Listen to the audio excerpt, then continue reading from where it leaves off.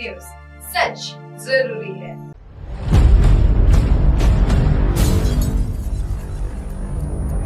कोई बात नहीं बचेगी अधूरी, हर मुद्दे पर होगी सीधी बात। दर्शकों नमस्कार, मैं हूं निशांत भाई, आप देख रहे हैं MNS न्यूज। आज मैं आपको जो बात बताने वाला हूं वो बात बहुत ही अहम है।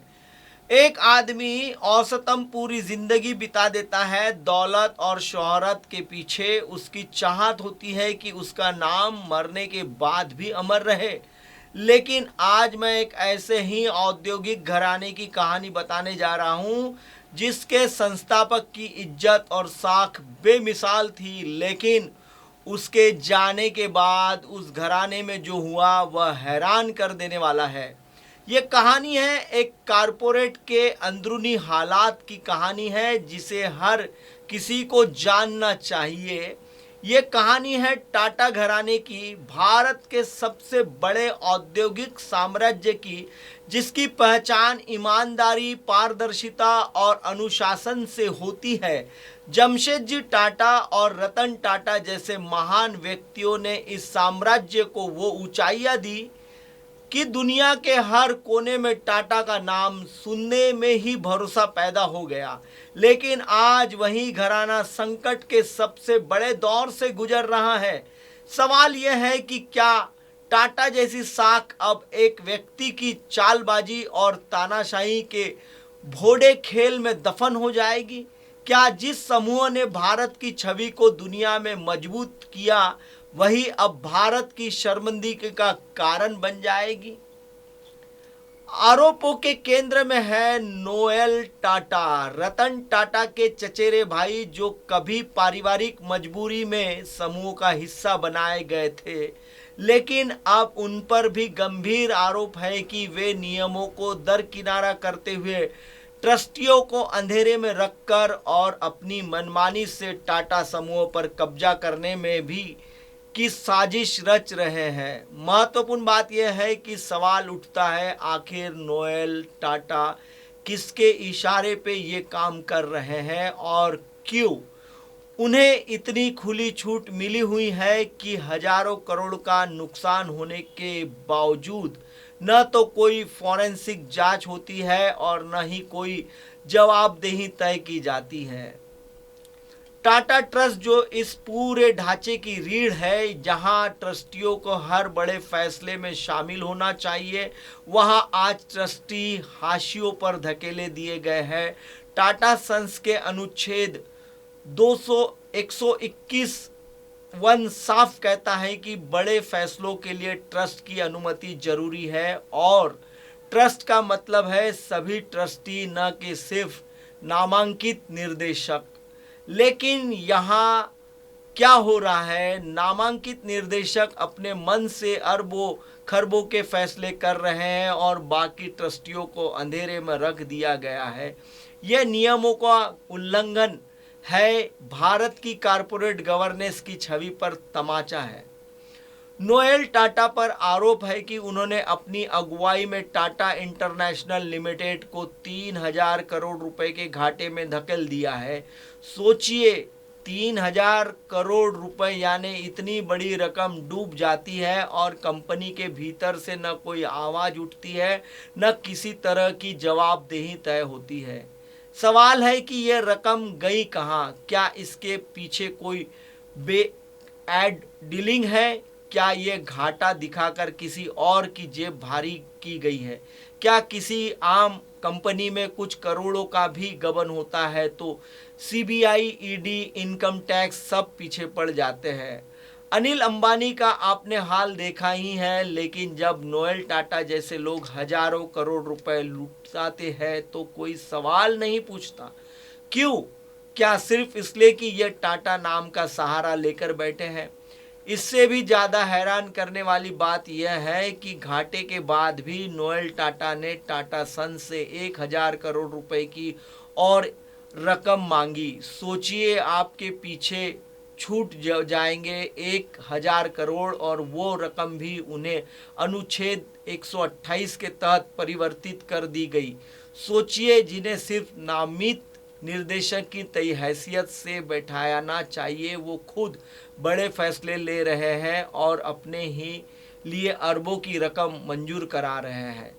इसे अगर हितों का टकराव नहीं कहेंगे तो और क्या कहेंगे। और सबसे बड़ी बात या विडंबना यह है कि इस मंजूरी की जानकारी बाकी ट्रस्टियों तक पहुंचाई ही नहीं गई। यानी जिस संस्थान ने हमेशा पारदर्शिता का दावा किया वह आज जानकारी को छुपाने की साजिश चल रही है। यह हर जगह चर्चा का विषय बन रहा है। सवाल यह है कि आखिर नोएल टाटा को इतनी छूट किसने दी, क्यों? जब वो टाटा इंटरनेशनल लिमिटेड को 3000 करोड़ के घाटे में ले जाते हैं तो उनके खिलाफ कोई कार्रवाई क्यों नहीं होती, क्यों नहीं जवाबदेही तय की गई जाती? और जब वह शख्स टाटा सन्स से 1000 करोड़ की और रकम बटोरता है तो बिना किसी आपत्ति के ये रकम उनको कैसे दे दी जाती है? अगर ये किसी और कॉरपोरेट हाउस में हुआ होता तो अब तक शेयर धारक अदालतों का दरवाजा खटखटा हो चुके होते, लेकिन यहाँ पर सब चुप है। इस खामोशी की वजह यही है कि टाटा सन्स के नामित निर्देशक जिनकी हैसियत से सूचना पहुंचानी चाहिए उन्होंने अपने लिए ही सारे दरवाजे खोल दिए हैं। टाटा सन्स का नियम साफ कहता है कि नामित निर्देशक खुद इतने बड़े फैसले नहीं ले सकते, लेकिन जब नियम ताक पर रख दिए जाए, जब ट्रस्टियों को अंधेरे में रखकर अरबों खरबों का खेल खेला जाए तो समझ लीजिए कि अब साख दांव पर लग चुकी है। आज सबसे बड़ा सवाल यही है कि टाटा समूह की इज्जत बचाएगा कोई? जिस संस्थान को रतन टाटा ने अपनी मेहनत, ईमानदारी और त्याग से इस मुकाम तक पहुंचाया, क्योंकि वो अब नोएल टाटा और उनके साथियों के लालच की बलि चढ़ जाएगा? क्या सचमुच टाटा घराना सिर्फ नाम का रह जाएगा और उसकी असली आत्मा, उसकी नैतिकता कहीं खो जाएगी? शेयरधारक हितैषी हरीश मानेचकवाल ने भी इस अंधेरगर्दी पर सवाल उठाए हैं। उन्होंने कहा कि साइकेज और जूते बेचने के कारोबार में टाटा इंटरनेशनल को शामिल करने का कोई व्यावसायिक तर्क ही नहीं है। मतलब साफ है कि बिजनेस मॉडल से ज़्यादा यह कमीशन का खेल है। घाटा जितना बड़ा, बैक एंड में कमीशन उतना बड़ा। तो सवाल उठता है कि ये कमीशन किसे जा रहा है? क्या ये खेल सिर्फ नोएल टाटा तक सीमित है या इसके पीछे कुछ और बड़े खिलाड़ी छुपे हुए हैं? टाटा सन्स के मिनट्स के साफ लिखा है कि 1000 करोड़ की रकम जो दी गई है वो कोई उधार नहीं है, लोन नहीं है, क्योंकि उसके पीछे कोई अंडरलाइन स्टेट नहीं है। यानी सीधी बात यह है, पैसा डूब चुका है। अब आप सोचिए, अगर यही रकम किसी आम कंपनी में डूब जाती तो मीडिया से लेकर रेगुलेटरी एजेंसियां सब सवाल के बौछार कर देती, लेकिन यहाँ यह चुप्पी है। क्या विदेशी निवेशक भारत की ओर इस भरोसे से फिर से देखेंगे? नोएल टाटा पर लगे आरोप सिर्फ अरबों के घाटे तक सीमित नहीं है। आरोप यह भी है कि उन्होंने टाटा सन्स के अन्य ट्रस्टियों को पूरी जानकारी से वंचित रखा, जबकि अनुच्छेद 121 साफ कहता है कि हर ट्रस्टी को बराबर का अधिकार है। लेकिन यहाँ ट्रस्टियों को अंधेरे में रखकर 3 नामित निर्देशकों ने ही पैसा लूटा है। ये न सिर्फ नियमों का उल्लंघन है बल्कि सीधे सीधे लोकतांत्रिक अधिकारों का भी हनन है। सोचिए, जिन ट्रस्टियों को सबसे ज़्यादा ताकत दी जानी चाहिए उन्हीं को दरकिनारा कर दिया जा रहा है। क्या यही है गुड गवर्नेंस? क्या यही है टाटा समूह की परंपरा? रतन टाटा ने कभी अपने जीवन काल में ऐसा नहीं होने दिया। उन्होंने हमेशा पारदर्शिता को प्राथमिकता दी। फिर क्यों अब उनके चचेरे भाई उसी संस्थान की आत्मा को बेचने पर तुले हुए हैं? यहाँ सवाल सिर्फ नोएल टाटा पर नहीं है, यहाँ सवाल उन सब पर है जो इस खेल का हिस्सा है। विजय सिंह और वेंकट रमन श्रीनिवास के नाम पर भी गंभीर आरोप लगे हैं। विजय सिंह 77 साल की उम्र में भी टाटा संस्थान के निर्देशक बने हुए रहना चाहते हैं, क्योंकि क्या सिर्फ इसलिए कि वो वहां बैठकर नियमों को ताक पर रख सके? आरोप है कि जानकारी छुपाकर और नियमों को दरकिनारा रखकर उनका कार्यकाल बढ़ाया गया है। अगर ये सच है तो न सिर्फ नैतिकता के खिलाफ है बल्कि कंपनी के मूल सिद्धांतों के भी खिलाफ है। वेंकटरमन श्रीनिवासन का मामला भी कम चौंकाने वाला नहीं है। वे अपनी कंपनी टीवीएस से सेवानिवृत्त हो चुके हैं थे, रिटायर्ड हो चुके थे, सत्य साई बाबा ट्रस्ट से भी इस्तीफा दे चुके थे, लेकिन टाटा सन्स और टाटा ट्रस्ट से वे अभी भी चिपके हुए हैं। क्यों? क्या वजह है कि वो इस संस्थान से चिपके हुए हैं? क्या वजह है कि वो खुद को सम्मानपूर्वक सेवानिवृत्त करने की जगह नियमों को तोड़ मरोड़ कर बने रहना चाहते हैं? ट्रस्टियों ने सवाल उठाया है कि क्या टाटा संस्थान के नियमों में वाइस चेयरमैन का कोई प्रावधान है? अगर नहीं तो फिर ये वेंकटरमन श्रीनिवासन किस आधार पर इस पद पर बने हुए हैं? विदेशी निवेशक टाटा नाम पर आंखें बंद करके भरोसा करते हैं, लेकिन अगर वो नाम भी भ्रष्ट हो गया तो भारत की अर्थव्यवस्था पर कितना बड़ा आघात पहुंचेगा। नोएल टाटा पर आरोप है कि उन्होंने पारदर्शिता की पूरी लकीरें तोड़ दी है, ट्रस्टियों को उनके अधिकारों से वंचित कर दिया है। बड़े बड़े निर्णय सिर्फ 3 नामित निर्देशक ने ले लिए हैं, बाकी तो भनक तक नहीं लगी है। एक अजीबोगरीब 1000 करोड़ की रकम टाटा इंटरनेशनल लिमिटेड को दी गई, जबकि न तो ये लोन था और न ही इसके पीछे कोई संपत्ति। ये सीधा निवेशकों के साथ विश्वासघात था। अब सवाल यह है कि अगर नोएल टाटा जवाबदेह नहीं है तो जवाबदेह कौन है? क्या भारत के लाखों निवेशकों को ऐसे ही ठगा जाता रहेगा? क्या सरकार की जिम्मेदारी नहीं बनती कि वे इस पर कड़ी कार्रवाई करे? जब आम कंपनियों पर सीबीआई, ईडी और इनकम टैक्स का शिकंजा कसता है तो टाटा ग्रुप जैसे बड़े कंपनियों पर क्यों नहीं? क्या बड़े नाम की आड़ में कारोबार से बच निकलना आसान है? याद कीजिए, रतन टाटा ने अपने जीवन काल में कभी भी ट्रस्टियों को अंधेरे में नहीं रखा। उन्होंने हमेशा संस्थान को मजबूत करने के लिए पारदर्शिता को हथियार बनाया, लेकिन आज उनके ही नाम पर उनके रिश्तेदार पूरी व्यवस्था को नष्ट करने पर तुले हैं। क्या ये सिर्फ टाटा घराने का नहीं बल्कि भारतीय छवि का अपमान नहीं है? यह सवाल सिर्फ घाटे का नहीं है, सवाल यह भी है कि इस घाटे से किसको फायदा हुआ? क्या कोई बैक एड कमीशन का खेल खेला गया? क्या किसी ने इस घाटे के बहाने अपनी जेब भारी की है? अगर ये सब पारदर्शिता थी तो फॉरेंसिक ऑडिट क्यों नहीं हुआ? क्यों ट्रस्टियों को मांग को नज़रअंदाज कर दिया गया? वहीं टाटा सन्स के भीतर नियुक्तियों पर भी सवाल उठाए हैं। आरोप है कि इस संस्थान की गौरवशाली परंपरा को ताक पर रखकर नियुक्तियों की जा रही है। योग्य लोगों को किनारे करके अपने लोगों को आगे बढ़ाया जा रहा है। ये संस्थान के साथ छल है, धोखा है। ये उन लोगों के साथ धोखा है जो टाटा नाम पर गर्व करते हैं। आज हालत यह है कि टाटा ग्रुप न सिर्फ वित्तीय संकट का साया है बल्कि नैतिक संकट भी गहराता जा रहा है। जिन सिद्धांतों पर साम्राज्य खड़ा था वो आज नोएल टाटा और उनके साथियों की महत्वाकांक्षा और लालच के आगे बौने साबित हो रहे हैं। और यही वजह है कि आज टाटा घराने की साख खतरे में है।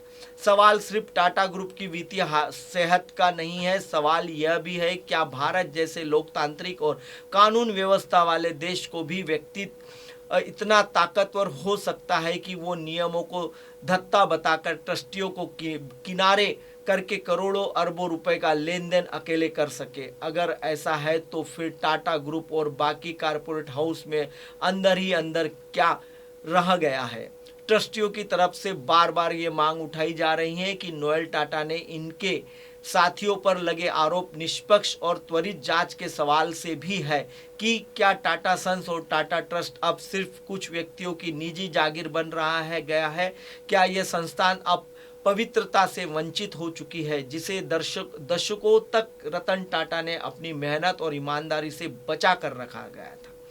विजय सिंह और वेंकटरमन श्रीनिवासन जैसे नामों पर भी गंभीर सवाल है। 77 साल की उम्र में विजय सिंह को क्या निर्देशक बने हुए हैं? दूसरी कंपनियों में लोग सम्मानपूर्वक रिटायर हो चुके हैं और यह भी है कि जानकारी छुपाकर उनका कार्यकाल बढ़ाया गया। सच है या नहीं इसकी तस्दीक जरूरी है।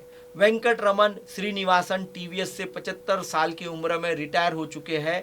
मैं बता चुका हूं आपको ये बात पहले भी, लेकिन टाटा समूह से क्योंकि चिपके हुए हैं। क्या वजह है कि नियमों को तोड़कर वाइस चेयरमैन जैसे पद पर बने हुए हैं। अगर टाटा सन्स के संविधान में वाइस चेयरमैन का पद ही नहीं है तो ये पद कैसे दिया गया, क्यों बनाया गया? क्या सिर्फ इसलिए कि कोई सर्कुलर पास कर दिया गया और बाकी ट्रस्टियों को भनक तक नहीं लगी? ये सारे सवाल न सिर्फ टाटा घराने के लिए शर्मिंदगी का विषय है बल्कि पूरे देश के लिए भी चिंता का विषय है, क्योंकि टाटा ग्रुप सिर्फ एक कंपनी नहीं है, ये भारत की पहचान है। ये वो नाम है जिस पर करोड़ों भारतीयों को गर्व है। अगर इस पर धब्बा लग गया तो दुनिया में भारत की शान को कौन बचाएगा? आज जरूरत है सख्त कार्रवाई की, जरूरत है कि इस पूरे मामले की फोरेंसिक जांच हो, जरूरत है कि हर एक रुपए का हिसाब लिया जाए और जरूरत है कि नोएल टाटा और उनके साथियों से पूछा जाए कि आखिर किस अधिकार से उन्होंने इतने बड़े फैसले अकेले लिए। अगर आज वे ये आवाज़ नहीं उठेंगी तो कल को हर बड़ा घराना इसी राह पर चल पड़ेगा। नियम किताबों में रह जाएंगे और लालच संस्थानों की आत्मा पर कब्जा कर लेगी। इसीलिए ट्रस्टियों की मांग जायज है, इसलिए जांच होना अनिवार्य है और इसीलिए नोएल टाटा और उनके सहयोगी की जवाबदेही तय करना ही होगा। टाटा समूह ने अब तक भारत का मान बढ़ाया है, लेकिन अगर अब वही समूह देश की बदनामी का कारण बनने लगे तो यह न सिर्फ पूरे देश का विश्वास खोएगा बल्कि भारत की जनता को यह जानने का पूरा अधिकार है कि टाटा जैसे समूह में क्या हो रहा है। और अंत में सवाल वही है, क्या नोएल टाटा जैसे लोग भारत की सबसे बड़ी औद्योगिक विरासत को अपनी निजी जागीर में बदल देंगे? क्या फिर से देश में आवाज उठेंगी? क्या सच्चाई सामने आएगी और टाटा नाम सिर्फ एक बार अपनी ईमानदारी और भरोसे के लिए जाना जाएगा? आज वक्त है कि देश ये तय करे टाटा समूह में के नियम चलेंगे या तानाशाही, पारदर्शिता बचेगी या लालच। ये फैसला सिर्फ टाटा ग्रुप का नहीं है, ये फैसला भारत के भविष्य का भी है। मैं नोएल टाटा जी से उम्मीद करूंगा कि वे अपना पक्ष मुझे मेल पर बताएं। मैं उनका पक्ष भी अपने इस न्यूज़ चैनल में शामिल करूंगा कि आखिर इतने बड़े समूह में ये बदलाव का कारण क्या बना हुआ है। आप क्या मेरी बात से सहमत है तो कमेंट जरूर कीजिएगा। दर्शकों, फिलहाल वक्त हो चला है ब्रेक का। ब्रेक से लौटने के बाद देखिएगा मेरे साथ देश और दुनिया की तमाम बड़ी खबरें। बने रहिएगा MNS न्यूज़ पर। हाय, मैं हूँ तापसी पन्नू और आप देख रहे हैं MNS न्यूज़। आप देख रहे हैं MNS न्यूज़, सच जरूरी।